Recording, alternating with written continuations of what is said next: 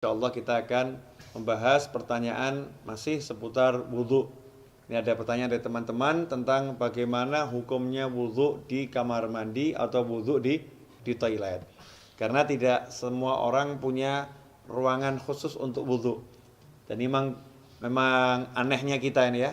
Kita ini kalau bangun rumah ada ruangan untuk mandi, ada ruangan untuk masak, ada ruangan untuk tidur, ada ruangan untuk ngopi.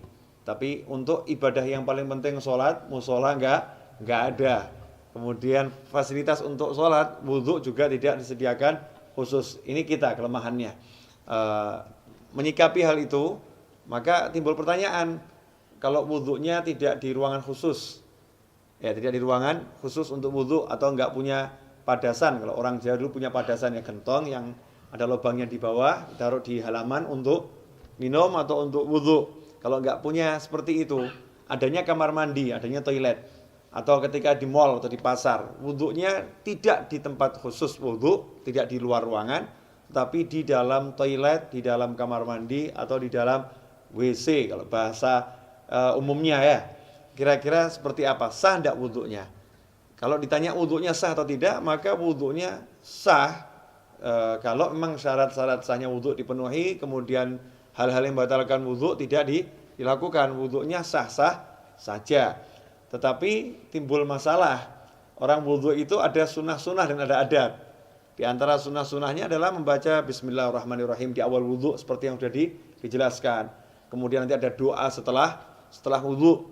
Dan ada adab-adab yang diajarkan oleh para ulama. Ada ulama-ulama yang menyusun doa-doa ketika basuh wajah, doa ketika berkumur, doa ketika membasuh tangan, doa ketika membasuh kaki, seperti yang dijelaskan oleh Imam Ghazali dalam kitabnya Bidayatul Hidayah. Jadi memang doa-doa itu tidak diajarkan Rasulullah SAW, tapi orang diajarkan untuk berdoa kapanpun ya. Apalagi kalau doa ini dari para ulama. Lantas bagaimana kita mau membaca doa di dalam kamar mandi? Atau kita mau membaca Bismillahirrahmanirrahim sedangkan di dalam kamar mandi.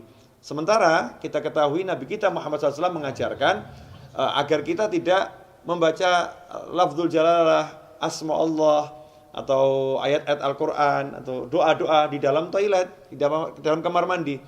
Emang apakah ada sumber hadisnya? Ada.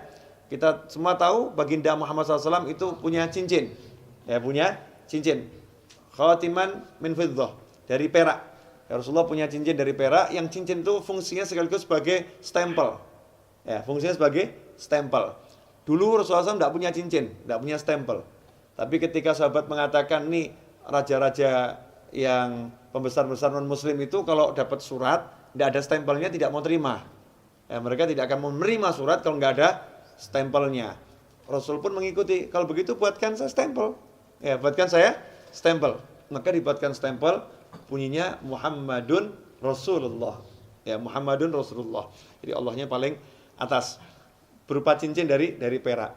Ketika Rasulullah wafat SAW, setelah wafatnya Rasulullah, cincin itu dipakai oleh Sayyidina Abu Bakar As-Siddiq radhiyallahu anhu. Setelah wafatnya Sayyidina Abu Bakar dipakai oleh Sayyidina Umar ibn Khattab. Kemudian dipakai oleh Sayyidina Utsman bin Affan radhiyallahu anhu. Nah, ketika dipakai Sayyidina Utsman, cincin itu jatuh ke Bir Aris, ya, sumur Aris. Ya, kemudian tidak ditemukan lagi. Nah, apa dasarnya? Ketika Rasulullah masuk ke khala, ke tempat buang hajat, Rasulullah selalu melepas cincinnya. Jadi ketika masuk ke tempat buang hajat, Rasulullah SAW selalu melepas cincinnya. Karena di cincinnya itu ada tulisan Muhammadun Rasulullah.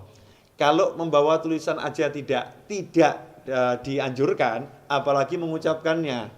Ya, membawanya aja tidak dianjurkan, apalagi mengucapkannya. Berdasarkan hadis tersebut, yang diriwayatkan oleh Imam Al-Hakim, ya, dalam kitabnya Al-Mustadrak Al-Sahihain. Di situ beliau menyatakan, anna Rasulullah labisa khatiman naksuhu Muhammadur Rasulullah fakana idza dakhala al-khala wada'ahu. Kata Al-Hakim dalam kitab Al-Mustadrak, Az-Zuhri menyebutkan bahwasanya Rasulullah SAW punya cincin yang tulisannya adalah Muhammadun Rasulullah. Idza dakhala al-khala wada'ahu. Kalau masuk ke khala, ke toilet, Rasulullah SAW selalu melepaskan cincinnya tersebut. Hadits ini sahih menurut syarat Imam Bukhari dan Muslim, tapi tidak dicantumkan dalam kitab hadis Bukhari maupun Muslim. Maka ditulis oleh Al-Hakim dalam kitabnya Al-Mustadrak yang disusulkan, ya hadis-hadis yang diusulkan. Sebetulnya menurut Bukhari dan Muslim sahih, tetapi belum atau tidak dicantumkan dalam kitab Bukhari maupun kitab Muslim. Nah, hadis ini menunjukkan memang kalau masuk kamar mandi jangan bawa tulisan yang mengandung nama Allah atau nama Rasulullah Shallallahu Alaihi Wasallam. Dari sini ulama kemudian mengambil kesimpulan kalau membawa tulisan nggak boleh, apalagi membacanya.